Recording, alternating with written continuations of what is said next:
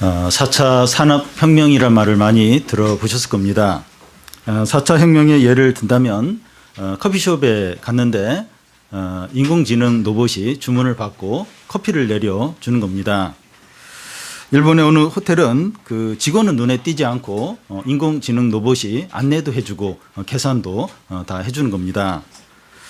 어느 공장에 전에는 직원이 200명이었는데 그 일들을 로봇이 다 하고 직원은 이제 3명 뿐입니다. 미국의 한 대학에서 인공지능 로봇을 만들었는데 이제 로봇에게 이제 탁자 위에서 걸으라고 하니까 걸어가다가 이 탁자 가장자리에 와서 딱 멈추는 것입니다. 왜 멈추냐고 하니까 이 인공지능 로봇이 위험하다는 거예요. 그래서 연구원이 내가 받아줄 테니까 걸어가라고 하니까 인공지능이 이제 계속 앞으로 걸어가는 겁니다. 인공지능 로봇이 상황을 스스로 이제 판단을 하고 또 행동하는 능력을 갖고 있는 겁니다. 인공지능 로봇을 비롯해서 이 4차 혁명이 가져올 변화에 대해서 이 사람들이 걱정을 많이 합니다. 이제 반복해서 하는 일들은 이제 로봇이 다 하게 되고 또 계산하고 어떤 문제를 푸는 이런 것들을 인공지능이 다 이제 하게 됩니다. 그동안 우리가 해왔던 것들은 다 의미가 없어지고 우리가 알 수 없는 새로운 시대가 시작되는 건 아닌가 하는 그런 생각이 드는 겁니다. 그래서 이제 어린 자녀를 양육하는 부모들은 이제 자녀들을 어떻게 양육해야 될까, 어떻게 교육해야 될까 난감한 겁니다. 그러니까 지금까지 해왔던 것 말고 어떤 이 새로운 시대가 시작이 되는데 뭘 가르쳐야, 어떻게 교육을 해야 애가 이 새로운 시대에 이렇게 생존하고 살아갈 수 있을까? 이제 걱정이 많은 겁니다. 그런데 크게 걱정할 필요가 없다는 그 예를 제가 들겠습니다. 최근에 세계에서 가장 뛰어나게 만들었다고 하는 인공지능 로봇이 유엔을 이제 방문을 해서 사람들하고 대화를 했는데 사람들이 깜짝 놀라는 거예요. 인공지능 로봇이 이렇게 똑똑하고 이렇게 뛰어난가 하면서 이제 놀랍니다. 그런데 그 로봇과 3, 4분 정도 이야기하는 동안에는 놀라지만 한 30분, 1시간을 이야기를 하려고 해도 할 수도 없고 이 로봇의 한계가 바로 이제 드러난다는 겁니다. 그러니까 인공지능 로봇이 아무리 뛰어나다고 해도 기계일 뿐이라는 겁니다. 30분, 1시간씩 대화는 불가능하다는 거예요. 잠시 이야기할 때, 야, 이렇게 굉장히 뛰어나도 너무 뛰어나고 말도 잘하고 똑똑하다 이런데 30분, 1시간 이렇게 토론하고 이야기하는 건 불가능하다는 겁니다. 그냥 기계일 뿐이라는 겁니다. 그래서 이 4차 혁명이라고 하는 것은 이 과거의 모든 건 다 사라지고 전혀 새로운 시대가 시작되는 것이 아니라 과거와 연결이 되어 있고 과거에 했던 일이 더 이제 앞으로 전진하는 그런 의미가 있다는 겁니다. 그러니까 지금까지 해왔던 거 그것만 계속 붙들면 안 되고 이제 거기서 이제 더 앞으로 전진해야 되는 그게 이제 4차 혁명의 그런 이제 의미라는 겁니다. 왜 이 4차 혁명 이야기를 하는가 하면 예수님이 유대 땅을 다니시면서 가르치시자 사람들은 예수님이 율법도 폐하고 성전도 무시하면서 어떤 새로운 운동을 일으키는 선동가로 여겼습니다. 그래서 사람들은 예수님 오해하고 불신하고 대적까지 이제 하게 됩니다. 근데 예수님은 율법과 성전을 무시하는 그러면서 새로운 어떤 운동을 일으키는 그런 것이 아니었습니다. 오히려 예수님은 이 성전과 율법의 진정한 목적을 이루었다는 겁니다. 우리는 지난주에 그 예수께서 너희는 세상의 소금과 빛이라는 말씀을 살펴봤습니다. 우리가 세상의 소금이라고 하는 것은 세상 사람들이 살만 나고 그리고 부패를 막는 그런 자들이라는 겁니다. 우리가 세상의 빛이라고 하는 것은 우리가 세상의 빛을 비춰서 어둠을 이제 몰아내는 자들이라는 겁니다. 우리가 세상의 빛을 비추는 건 하나님의 말씀을 행하는 걸 통해서 빛을 비추게 됩니다.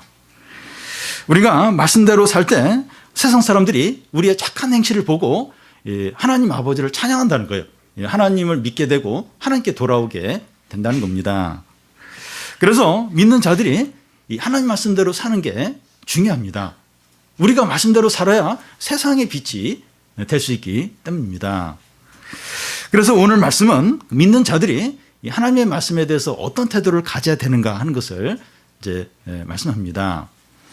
우리가 하나님의 말씀에 어떤 태도를 가져야 되느냐 하는 건 예수님이 하나님의 말씀에 대해서 어떤 태도를 가졌는가 한 걸 보면 알 수가 있습니다. 그러니까 예수님이 말씀에 대한 태도를 우리가 그대로 배워서 따라하면 되는 겁니다.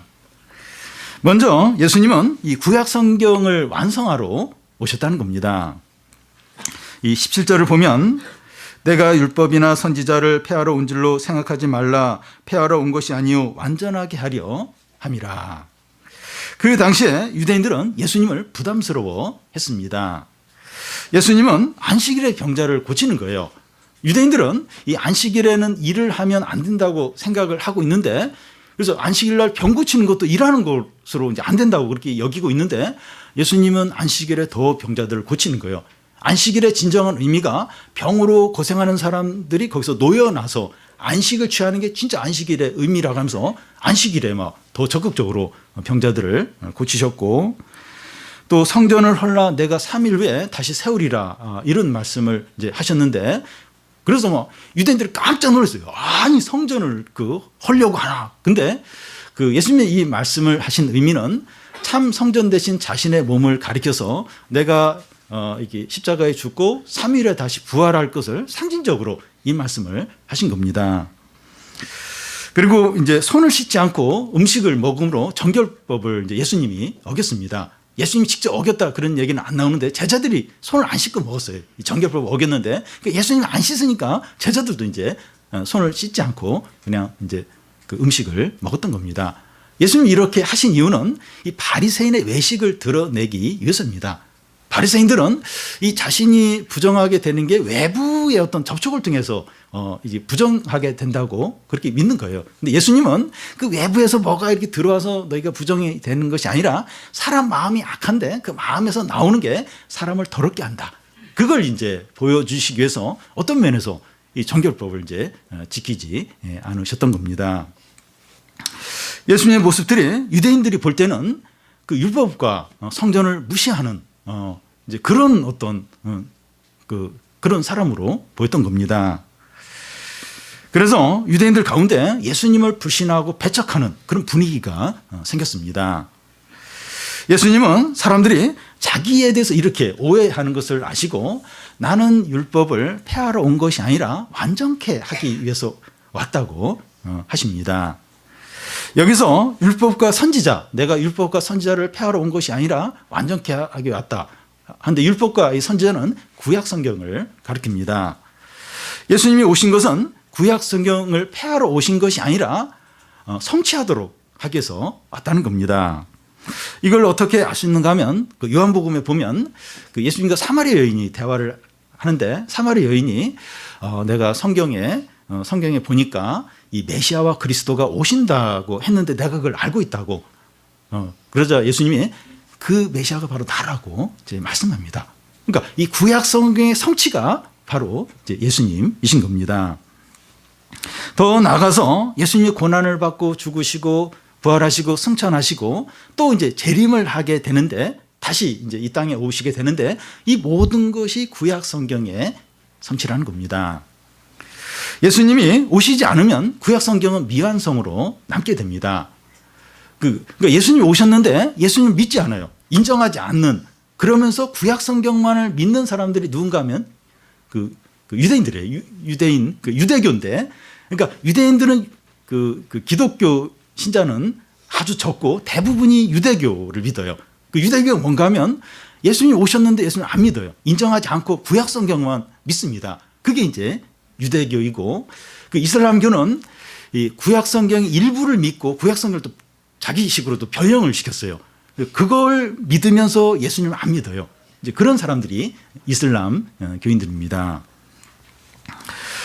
예수님이 오셔서 전하는 것이 복음인데 이 복음은 율법을 버리라고 하지 않습니다. 예수님을 믿게 되면 십계명을 지키지 않아도 되는 것이 아닙니다. 그러니까 우리는 그렇게 생각을 하기가 쉬워요. 그러니까 예수님 믿고 복음을 이제 우리가 믿으면 우리가 이렇게 행위로 구원을 받는 게 아니니까 이렇게 율법을 지킬 필요가 없다. 십계명을 안 지켜도 된다. 좀 소홀히 해도 된다.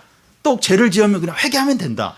우리에게 하나님의 은혜가 너무 크기 때문에 이러면서 이 복음을 믿으면 율법을 안 지켜도 되고 또 이렇게 죄도 이렇게 가볍게 이렇게 여기기가 쉽다는 겁니다. 그런데 그렇지가 않다는 거예요. 우리가 예수님을 믿으면 십계명을 더 잘 지켜야 한다는 겁니다. 왜냐하면 예수님은 십계명과 같은 율법을 폐하러 오신 것이 아니라 완전하게 하기 위해서 오셨기 때문입니다. 다른 말로 하면 우리가 이 십계명을 더 잘 지키기 위해서 하나님의 말씀을 더 잘 지키도록 하기 위해서 예수님이 이 땅에 오셨고 십자가에 죽었다는 겁니다. 그리고 우리가 예수를 믿을 때 이 하나님의 말씀을 더 잘 지키게 돼요. 그리고 율법을 더 잘 지키게 된다는 겁니다. 그러니까 예수님의 능력으로 또 하나님의 은혜로 또 하나님을 사랑함으로 더 이 하나님의 말씀을 더 잘 지키게 이제 됩니다. 그리고 예수님은 율법의 진정한 의미를 우리에게 알려주어서 그 진정한 의미대로 율법을 이제 행하게 이제 하십니다.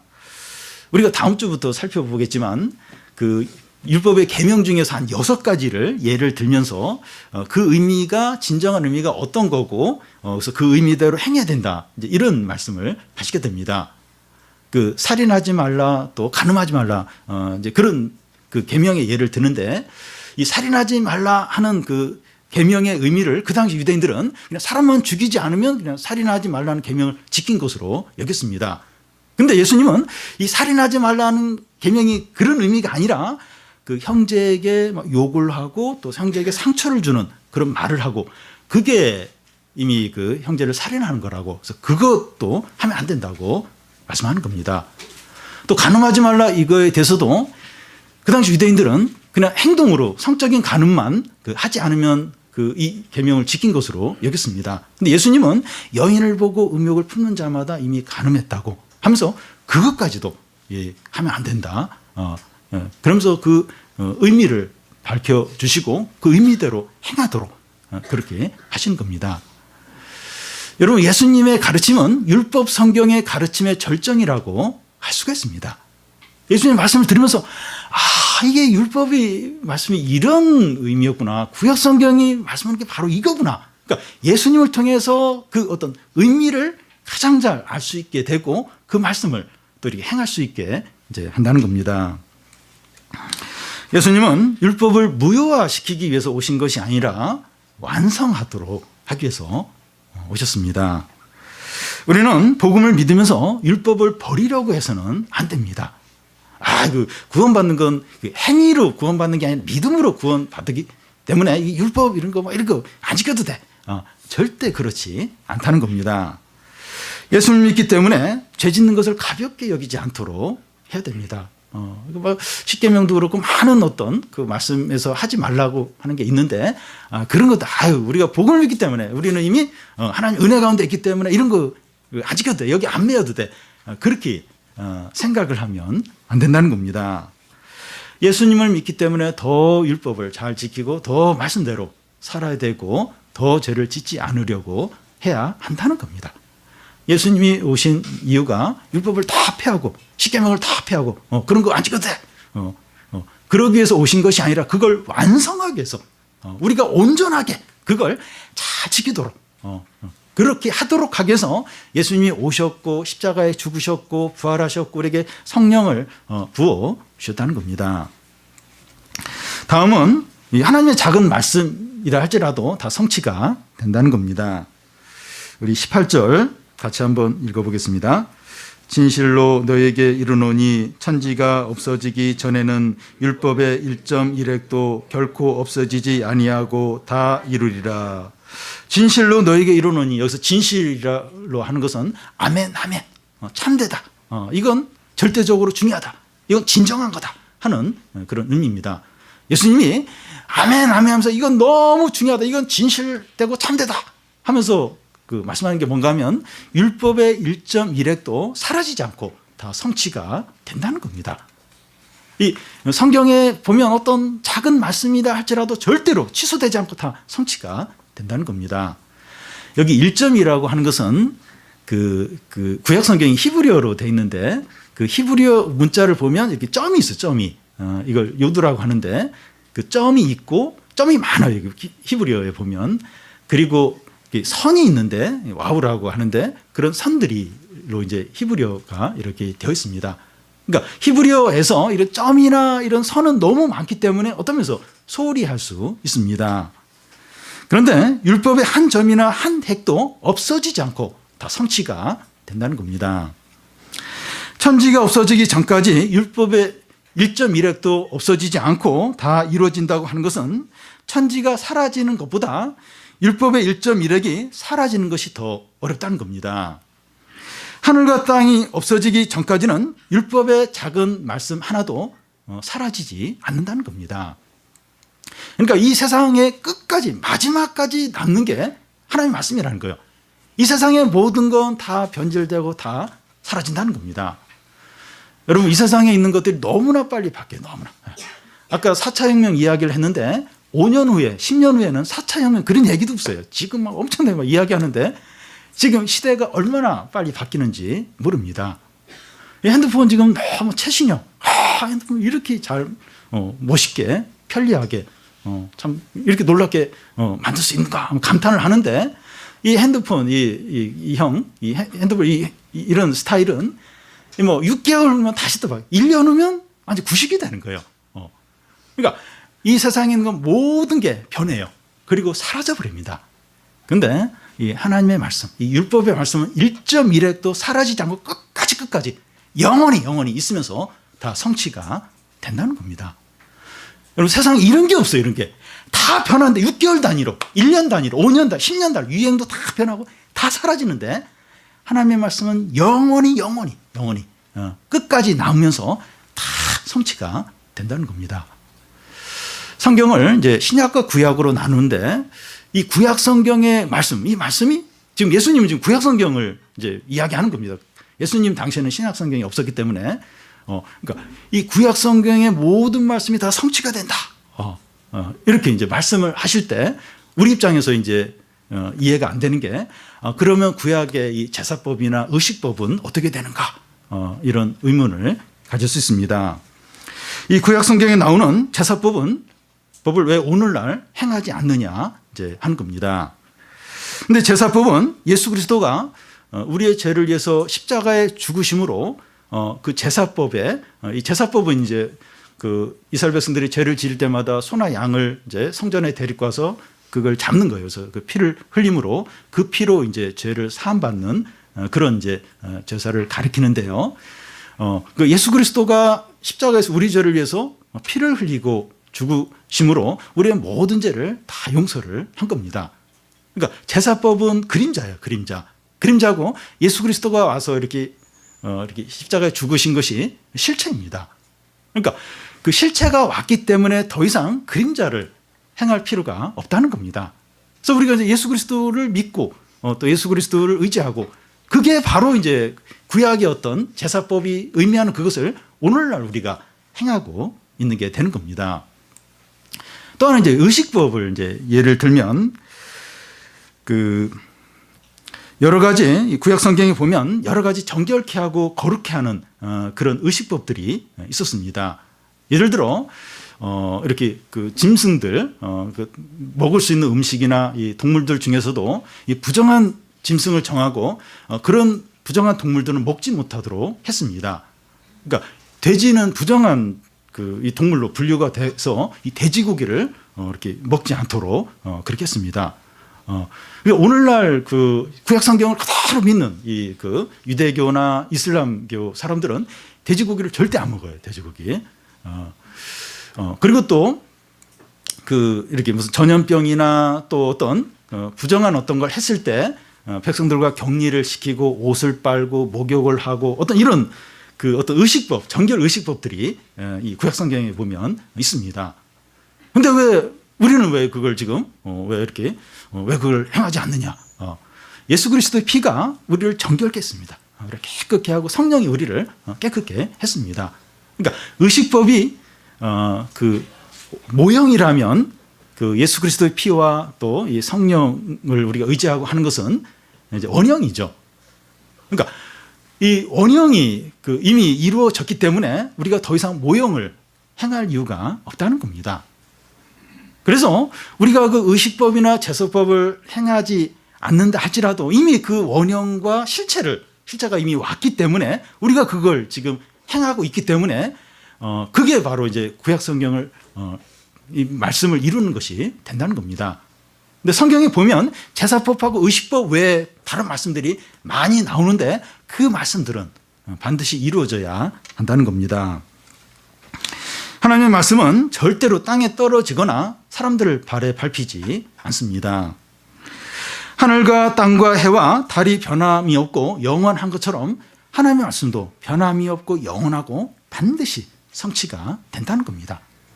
하나님의 말씀이 아주 작은 부분이라 할지라도 영원히 나오면서 반드시 그 말씀은 성취가 됩니다. 그래서 눈앞에 보이는 상황과 문제보다도 하나님의 말씀을 더 신뢰하고 크게 여겨야 합니다. 왜냐하면 지금 눈에 보이는 뭐 여러 가지 뭐 상황들이나 어려움이나 또 뭐 여러 가지 많이 있는데 이런 것들이 대단해 보인다 할지라도 이게 변해요. 사라집니다. 다 사라질 것들이에요. 근데 이 하나님의 말씀은 영원하죠. 영원하고 끝까지 남고 반드시 이루어집니다. 그래서 우리가 아무리 어떤 눈앞에 어떤 큰 상황이나 어려움이나 또 힘든 일이나 또 뭐 사람들이 뭐 여러 가지 말을 하고 그런다 할지라도 하나님의 말씀을 더 크게 여겨야 돼. 더 크게 여기고 그 말씀을 더 신뢰를 해야 됩니다. 왜냐하면 하나님의 말씀은 영원하고 참되고 반드시 이루어질 말씀이기 때문입니다. 그래서 우리는 재산이나 직장이나 힘 있는 사람이나 우리의 실력을 의지하는 것이 아니라 하나님의 말씀을 의지해야 됩니다. 이게 취업하기 어렵죠. 직장, 또 이 돈, 또 이 재산, 또 어떤 능력 있는 사람들, 또 내 어떤 능력들, 내 실력들, 이런 걸 의지하는 것이 아니라 이 하나님의 말씀을 의지해야 됩니다. 왜냐하면 뭐 내 실력이나 또 세상의 어떤 지위나 또 어떤 세상의 명예나 이런 것들이 언제든지 변해요. 그리고 사라져요. 그 막강한 권력, 그 높은 지위 어느 때인가 아무것도 아닌 것으로 드러난다는 겁니다. 그래서 우리가 다른 어떤 것보다도 이 변함이 없는 반드시 성취되는 영원한 이 하나님의 말씀을 의지해야 합니다. 하나님의 말씀을 의지한 자는 결코 부끄러움을 당하지 않습니다. 그러니까 누구 힘 있는 사람을 의지했는데 권력이 있는 높은 자리에 있는 사람을 의지했는데 그 사람이 무슨 뭐 불법 그래서 막 그냥 이렇게 그 자리에서 쫓겨난 거예요. 그 사람 의지했는데 그 사람은 굉장히 친했는데 근데 그 사람 때문에 막 검찰에 같이 불려가고 또 막 그러면 이제 부끄러움을 당하죠. 그 어떤 재산을 가지고 자랑하고 그걸 굉장히 의지하고 기뻐했는데 뭐 부도가 나면서 그 재산이 확 날아가 버리고 그러면 이제 또 부끄러움을 당하게 됩니다. 근데 말씀을 의지하는 자는 결코 부끄러움을 당하지 않는다는 겁니다. 어려움은 겪어요. 막 고난은 당하는데 결국은 그 영광을 얻게 되고 승리를 누리게 되고 절대로 부끄러움을 당하지 않습니다. 우리가 이 눈에 보이는 것을 바라보지 않고 보이지 않는 하나님의 말씀을 바라보기 때문에 인내하고 참고 견뎌야 이제 합니다. 다음은 이 작은 말씀이라도 버리면 안 된다는 겁니다. 19절을 보면 그러므로 누구든지 이 계명 중에 지극히 작은 것 하나라도 버리고 또 그같이 사람을 가르치는 자는 천국에서 지극히 작다 일컬음을 받을 것이요 누구든지 이를 행하며 가르치는 자는 천국에서 크다 일컬음을 받으리라. 그 당시 유대 선생들은 그 율법의 계명을 이렇게 성경에서 막 연구를 해서 613개의 계명이 있다 하는 것을 찾아내고 이 계명 중에서 뭐가 더 중요하고 덜 중요한가 이런 걸 막 분류를 하고 또 막 그거에 대해서 서로 막 토론을 많이 했습니다. 계명 중에서 큰 것은 십계명 중에서 첫 번째에서 네 번째 계명 같은 하나님과 관계되는 계명, 나 외에 다른 신을 두지 말라, 우상 숭배하지 말라 이런 하나님과 관계되는 계명은 이제 큰 거 중요한 계명이고 또 신명기에 보면 그 이렇게 새 둥지를 발견했을 때 그 어미새는 잡지 말고 그 알만 취하라 이런 말씀이 나와요. 이런 말씀은 이제 작은 말씀이다. 이건 덜 중요한 말씀이다. 이런 식으로 이제 분류를 했습니다. 하나님께 11조를 드리는 것은 큰 계명이지만 부모를 공경하라는 계명은 이건 덜 중요한 계명으로 여겼습니다. 그래서 그 당시 바리새인들은 음식에 들어가는 양념까지 11조를 다 뗐어요. 고춧가루 넣으면서 고춧가루 11조를 떼고 또 소금 넣으면서 소금에 11조를 떼고 이러면서 그 양념까지 철저하게 11조를 하나님께 드렸지만 이 부모에게 필요한 거 나이 드신 부모에게 이렇게 드리는 건 아주 아까워하면서 드리지 않았습니다. 고르반 이러면서 고르반이라고 한 것은 하나님께 드리기로 이렇게 서약을 했다는 거예요. 그러면서 부모에게 마땅히 해야 될 것은 하지 않았습니다. 그 당시 유대인들은 큰 계명을 지키면 작은 계명은 지키지도 않아도 된다. 이런 식으로 생각을 했습니다. 하나님께 11조를 드렸기 때문에 부모를 공경하라. 이건 안 해도 된다. 이렇게 이제 여겼던 겁니다. 근데 예수님이 이제 말씀하시기를 누구든지 지극히 작은 계명이라도 버리거나 또 그렇게 해도 된다고 가르치는 자는 천국에서 지극히 작다고 여겨지게 된다는 겁니다. 다시 말해서 천국에서 제외될 수 있다는 겁니다. 여러분, 우리도 이제 신앙에서 중요한 것과 덜 중요한 것으로 나누고 중요한 건 지키지만 덜 중요한 건 안 지킬 수 있습니다. 예를 들어서 예배를 드리고 또 성경을 읽었기 때문에 이 말씀대로 살지 않고 내 마음대로 살아도 된다. 이제 이런 생각을 이제 한다는 겁니다.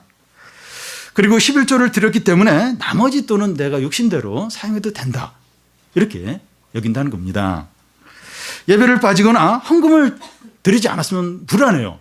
내가 예배를 빠졌구나. 또 헌금을 안 드렸구나. 이제 불안할 수 있는데 했기 때문에 이걸 다 했기 때문에 다른 건 이렇게 내 마음대로 해도 되겠다. 왜냐하면 예배를 드렸기 때문에 예배를 안 빠졌기 때문에 내가 헌금을 드렸기 때문에 내가 봉사를 했기 때문에 이런 건 내가 조금 좀 죄를 져도 이제 하나님이 봐줄 거다. 말씀 안 지켜도 괜찮겠다. 이렇게 생각하기가 쉽다는 겁니다. 이런 자는 천국에서 아주 작은 자이고 이 천국에서 제외될 수 있다는 겁니다. 여러분, 하나님의 말씀에는 큰 것이기 때문에 지켜야 되고 작은 것이기 때문에 버려도 되는 것이 없습니다. 하나님의 말씀은 다 소중해요. 다 지켜야 됩니다. 이 얘기는 하나님의 모든 말씀을 완전하게 지켜야 된다 하는 것을 말하는 것이 아닙니다. 우리는 말씀을 다 지킬 수가 없습니다. 근데 우리가 예수를 믿으면 하나님의 말씀에 큰 것이나 작은 것이나 다 지키게 된다는 겁니다.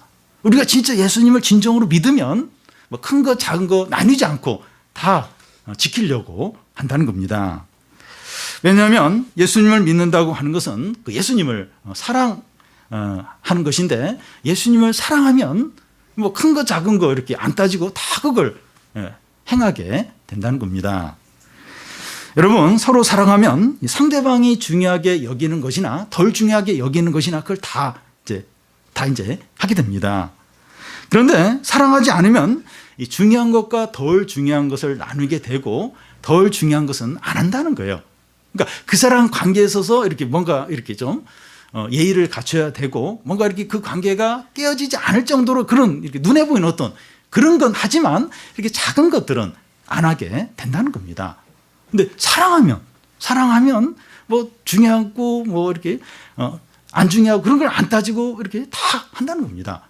이렇게 서로 막 연애하고 서로 막 이렇게 좋아하고 그럴 때 이렇게 문자가 왔는데 그걸 못 받았어요. 답장 못 해요. 그러면 그 작은 건데 아주 사소한 건데 뭐 밥 먹었어 그런 건데 지났어요. 시간들 그 먹었어 이러면서 꼭 거기에 이렇게 작은 거 큰 거 안 따진다는 다 그걸 하려고 이제 한다는 겁니다. 우리가 이제 하나님을 사랑하면 이제 그렇게 한다는 거예요. 뭐 큰 거 작은 거 안 따지고 다 이렇게 하려고 애쓴다는 겁니다. 여러분, 우리가 봉사나 헌금하는 것이나 찬양하는데 열심은 많지만 일상생활에서 이 말씀대로 살지 않는 사람은 신앙이 아주 어리거나 없는 거라는 겁니다.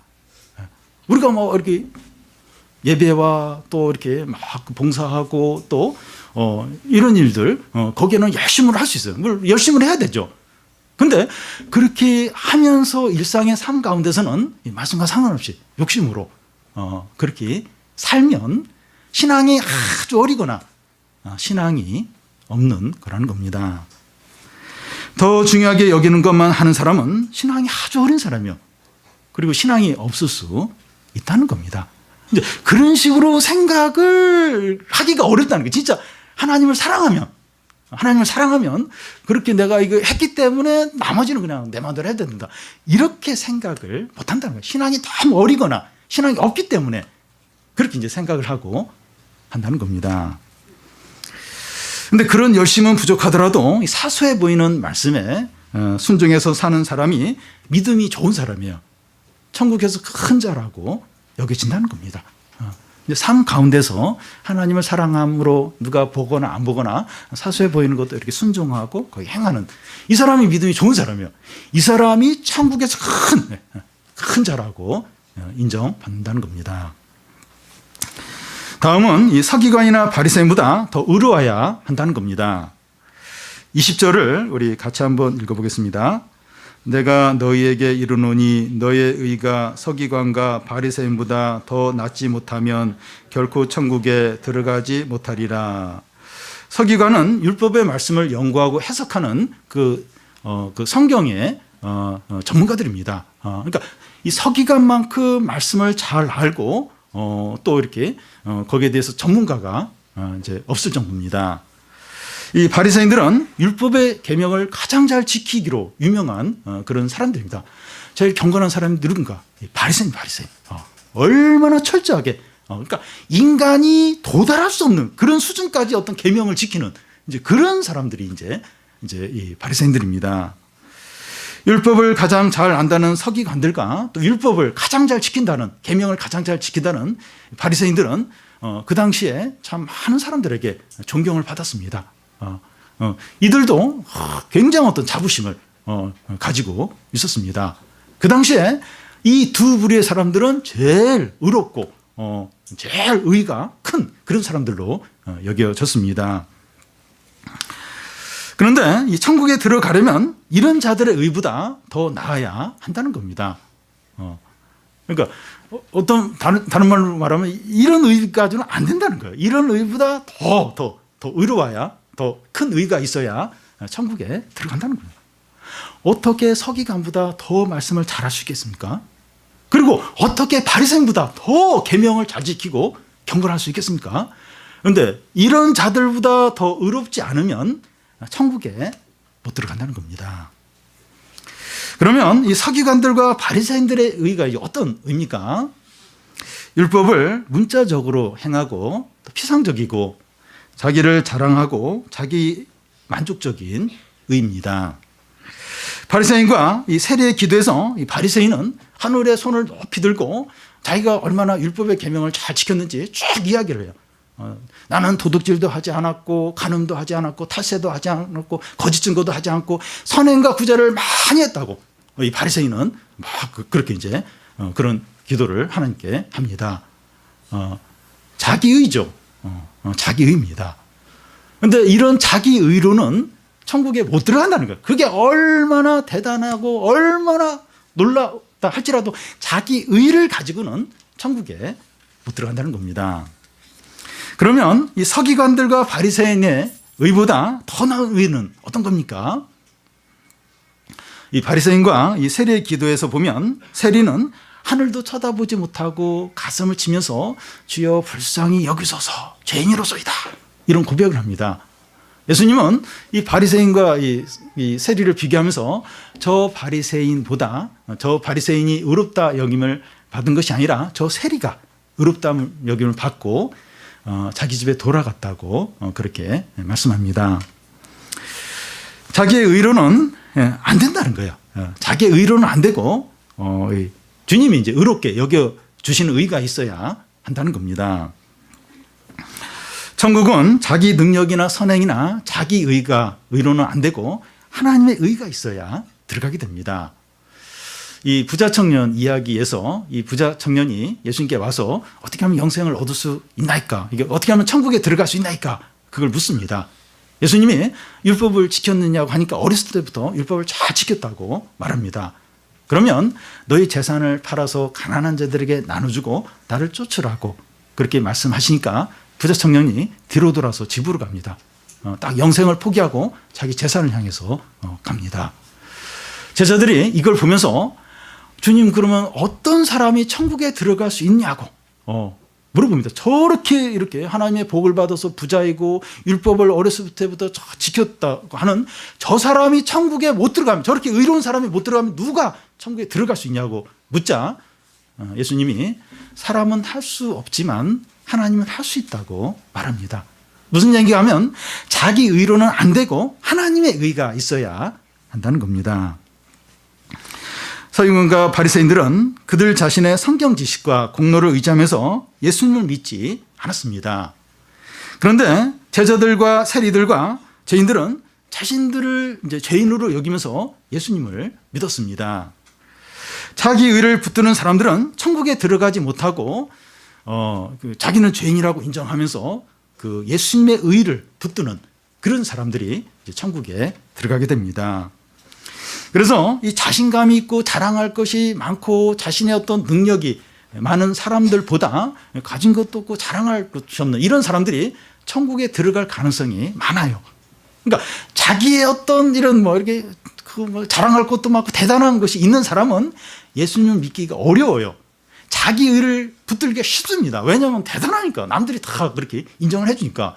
근데 가진 것도 없고 자랑할 것도 없는 사람은 그 예수님의 의를 붙들기가 더 쉽다는 겁니다. 여러분, 그 예수님을 믿는다고 하는 것은 그 예수님을 사랑하는 겁니다. 여러분, 이 사랑을 하면 세 가지가 나타난다고 합니다. 이렇게 자신의 사랑을 숨길 수가 없어요. 숨길 수가 없고, 사랑하는 사람을 위해서 모험을 하게 되고, 또 사랑을 하면서 큰 기쁨이 생기게 됩니다. 로미오와 줄리엣 그 이야기를 생각해 보면 금방 이 세 가지가 한번 나타나는 걸 보게 돼요. 그러니까 사랑하는 사람을 보면 이 세 가지가 나타나게 돼요. 그 사랑을 숨길 수가 없어요. 옆에서 다 알게 됩니다. 그리고 모험을 해요. 모험을 하고 또 그 사랑하면서 큰 기쁨을 이렇게 갖게 됩니다.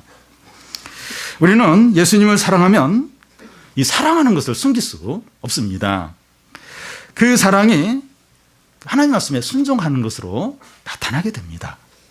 그러니까 내가 예수님을 사랑하는데 이걸 숨길 수가 없어요. 숨길 수가. 이 말씀에 순종하는 것으로 나타나게 됩니다. 우리가 이 사랑하는 분의 말씀인데 큰 거 작은 거 따지겠습니까? 큰 거 작은 거 따지지 않고 순종을 한다는 겁니다. 내가 사랑하는 분의 말씀이에요. 말씀이면 그게 중요한 것이든 덜 중요한 것이든 다 지키려고 한다는 겁니다. 억지로나 의무적으로나 하는 것이 아니라 기쁨으로 한다는 겁니다. 여러분, 바리새인들과 서기관들은 예수님을 안 믿었어요. 하나님을 사랑하지 않았습니다. 그런 가운데서 이 율법의 계명들을 지키려니까 기쁨이었어요. 너무 냉랭한 거예요. 너무 차가운 거예요. 왜냐하면 사랑하지 않으면서 그 사람의 어떤 누구의 말을 따라서 이렇게 살려고 하니까 너무 힘든 거예요. 기쁨이 없어요. 그래서 이 바리새인들과 서기관들의 그 의를 가지고는 천국에 들어가지 못한다는 겁니다. 그러니까 중요한 거 또 덜 중요한 거 이런 걸 분류해서 중요한 것밖에 행할 수가 없는 거예요. 왜냐하면 이게 한계입니다. 한계. 사랑하지도 않고 예수를 믿지도 않으면서 계명을 지키려니까 안 되는 거예요. 그걸로는 안 된다는 겁니다. 여러분, 세상에서 하는 말 중에서 이렇게 열심히 하는 사람보다 열심히 하는 사람이 즐기면서 하는 사람은 이기지 못한다. 그런 얘기를 해요. 공부가 됐든지 스포츠 세계에서 그렇든지 무슨 요리의 세계에 있어서 그렇든지 모든 분야에서 열심히 하는 사람보다 이렇게 그걸 즐기면서 하는 사람을 못 이겨요. 결국 즐기면서 좋아서 하는 사람이 결국 이제 최고가 된다는 겁니다. 그러니까 바리새인과 서기관들은 의무로 하는 거예요. 의무로. 짐으로 이제 계명을 지키는데 이 그리스도인들, 우리들은 예수님을 사랑해요. 그리고 하나님 믿어요. 그래서 이 말씀을 지키는데 기쁨으로 한다는 거예요. 즐거움으로 한다는 겁니다. 이런 사람, 이런 자들이 이제 이게 천국에 들어간다는 거예요. 이렇게 하는 게 이제 하나님께 이제 의가 되는 거예요. 이런 의가 있지 않으면 이런 의를 가져야만 천국에 들어간다는 겁니다. 바리새인과 서기관들 대단해요. 그런데 예수님을 믿지 않습니다. 하나님을 사랑을 안 해요. 그래서 말씀을 지키는 게 기쁨이었어요. 의무가 없어요. 의무로 그냥 부담을 해요. 그런 어떤 그 행위가 아무리 대단하다 할지라도 천국에 못 들어간다는 거예요. 그걸로는 안 된다는 거예요. 그들보다 훨씬 나은 의가 있어야 한다는 거예요. 그건 예수님을 사랑하는 거예요. 하나님을 믿는 겁니다. 그럴 때 뭐 큰 거 작은 거 할 것 없이 다 기쁨으로 순종을 한다는 거예요. 즐긴다는 거예요. 즐거움을 한다는 거예요. 우리가 완벽하진 않지만 못할 때도 있지만 주님을 사랑하니까 하나님을 믿으니까 기쁨으로 말씀을 순종하는 겁니다. 이런 자들이 천국에 들어간다는 겁니다. 우리 자신을 한번 이렇게 돌아보시 바랍니다. 내가 이렇게 하나님 말씀 여러 가지 듣고 또 십계명도 알고 있고 그럴 때 내가 어떤 마음으로 이렇게 순종을 하는가? 큰 거 작은 거 따지고 그리고 또 예배 드렸으니까 또 성경 읽었으니까 내가 좀 이렇게 해도 돼. 이제 그렇게 쉽게 하는가? 아니면 진짜 예수님을 사랑하고 하나님을 믿고 그래서 이렇게 말씀에 순종하는 걸 기쁨으로 이렇게 하고 있는가? 그러니까 이런 자들이 이제 바리새인과 서기관의 의보다 더 나은 의고 이런 사람이 천국을 누리게 된다는 겁니다. 여러분, 이 사람들과의 관계에서 그 관계가 얼마나 신뢰의 관계고 사랑하는 관계인가 알려면 상대방의 말에 대해서 어떤 태도를 취하는가 하는 걸 보면 알 수가 있습니다. 문자를 보내고 전화를 하는데도 전혀 답장도 하지 않고 받지도 않고 이러면 계속 이제 그렇게 한다면 서로 신뢰하고 사랑하는 관계라고 보기가 어렵다는 겁니다. 진짜 사랑하고 소중하면 바로 뭔가 이렇게 전화를 못 받았으면 이렇게 문자로 보낸다든지 뭔가 이렇게 반응을 한다는 거예요. 왜냐하면 신뢰하고 사랑하니까. 주님과의 관계에서 더더욱 그렇다는 겁니다. 우리가 하나님의 말씀에 작은 걸 할지라도 주님 사랑하니까 그리고 하나님 믿으니까 기쁨으로 이렇게 하려고 한다는 거예요. 못할 때가 있죠. 근데 뭐 그렇게 할 때는 또 너무 이제 마음이 아파하면서 이런 자가 바리새인과 서기관보다 더 나은 의를 가진 자이고 이런 자가 이 하나님 나라를 누리게 된다는 겁니다. 우리가 사랑하는 주님의 말씀은 1.1핵도 사라지지 않고 다 이루어진다고 하였습니다. 여러분 세상에 이런 게 뭐가 있습니까? 이렇게 10년 또 50년 100년 1000년 지나도 전혀 변화되지 않는 여전히 살아있고 의미가 있고 우리에게 구원을 주고 반드시 성취되는 그런 게 이 세상에 뭐가 있습니까? 돈이 그렇습니까? 돈이 그렇습니까? 이 직장 그렇습니까? 내 어떤 뭐 실력이 그럽니까? 만약에 돈이 진짜 영원하다. 변함이 없고 내 재산이 영원하다. 내 실력이 영원하다.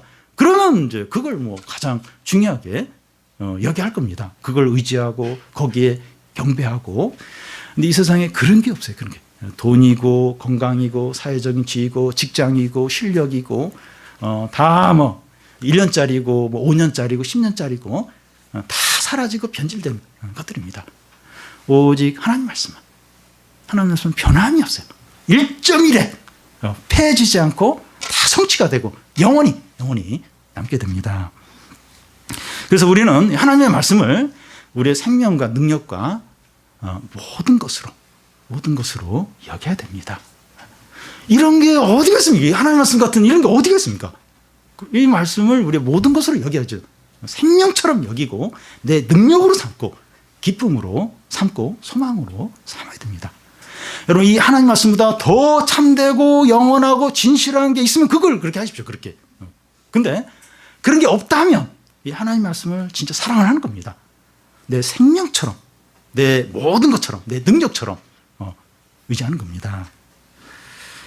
더 나아가서 우리가 예배를 드리고 봉사를 하고 헌금을 했더라도 일상생활에서 말씀대로 살아야 됩니다.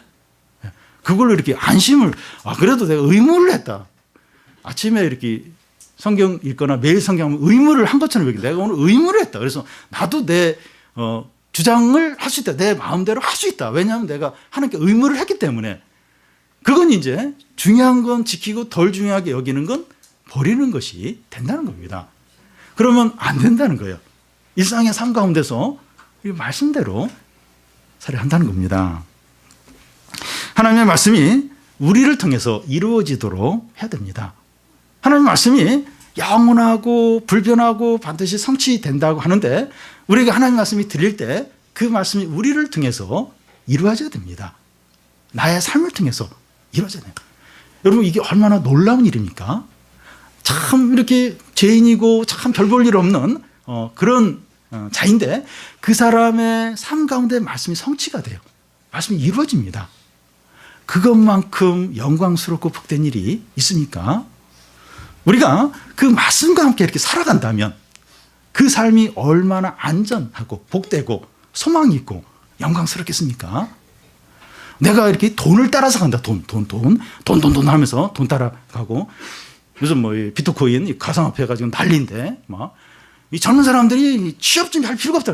지금 뭐 이 가상화폐 이거 투자하면 월세 살던 사람이 막 1억 5천짜리 막 전세 살기도 하고 차가 없던 사람이 차도 생기고 지금 가상화폐 비트코인 이런 데 해야지 무슨 말씀. 진짜 이 비트코인은 막 초 단위로 가격이 이게 왔다 갔다 합니다. 이런 당장에 뭔가 이렇게 줄 수 있는 그걸 내가 따라갈 것인가. 그러니까 비트코인 그 가격이 변동하는 것처럼 그 사람 인생도 변동하는 거예요. 언젠가는 이제 내 동생이 쳐지죠. 비참하게 끝날 수밖에 없습니다. 그러니까 우리가 이 비트코인 같은 이 세상을 쫓아갈 것인가 아니면 조금 답답하고 힘들지만 이렇게 변함없고 영원하고 반드시 성취되는 이 하나님 말씀을 쫓아서 살 것인가. 오늘도 이제 그 우리 연초인데 이 올 한 해 시작하면서 내가 뭘 쫓아갈까? 직장을 쫓아갈 것인가, 아니면 힘 있는 사람을 쫓아갈 것인가, 아니면 세상 재미를 쫓아갈 것인가, 아니면 어떤 자격증을 위해서 쫓아갈 것인가. 물론 그런 게 다 필요 없다는 게 아니에요. 근데 내가 진정으로 의지하고 쫓아갈 게 뭔가. 참되고 영원하고 반드시 성취되는 그게 뭔가. 하나님 말씀을 쫓아가는 거죠. 그러면 그 삶이 얼마나 안전한지 몰라요. 그리고 복되고 영광스럽고 소망이 있고 아주 의미 있는 그런 삶이 된다는 겁니다. 예수님은 율법을 폐하러 오신 것이 아니라 완전케 하기 위해서 이제 오셨습니다. 우리가 복음을 알고 은혜를 받았기 때문에 더더욱 죄를 짓지 않으려고 하고 말씀대로 행해야 한다는 겁니다. 버리면 안 돼. 이게 말씀이나 율법이나 내가 복음을 알고 은혜를 받았는데 이런 것쯤이야. 그래서 좀 그렇게 이제 하면 안 되는 겁니다. 우리가 그 예수님을 마음과 뜻과 목숨을 다해서 사랑하시 바랍니다. 예수님을 사랑해야, 하나님을 믿어야 그래야 모든 말씀을 이렇게 지킬 수 있습니다. 뭐 이렇게 이것저것 안 나누고 그냥 말씀을 기쁨으로 지킬 수 있게 됩니다. 그래서 우리에게 이 주님에 대한 이 사랑이 더 커지고 하나님을 전적으로 믿어서 우리가 이 모든 말씀들 기쁨으로 지킴으로 이 천국의 풍성함을 누리는 우리 성도들이 되시기를 바랍니다.